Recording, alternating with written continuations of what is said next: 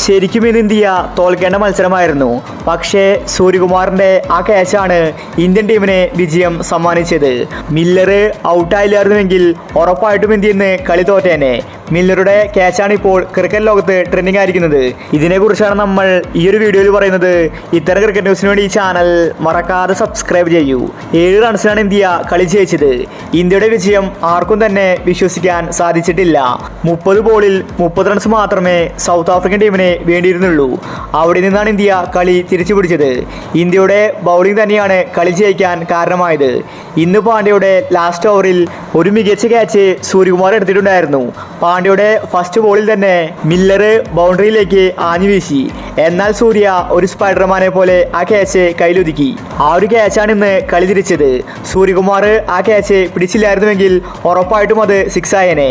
അങ്ങനെയാണെങ്കിൽ ഇന്ന് ഇന്ത്യ കളി തോറ്റേനെ. എന്തായാലും ഇന്ത്യ വേൾഡ് കപ്പ് നേടിയിരിക്കുകയാണ്. ഇത് ഇന്ത്യ അർഹിച്ച വിജയം തന്നെയാണ്. അപ്പോൾ ഇത്തരം ക്രിക്കറ്റ് ന്യൂസിന് വേണ്ടി ഈ ചാനൽ മറക്കാതെ സബ്സ്ക്രൈബ് ചെയ്യൂ.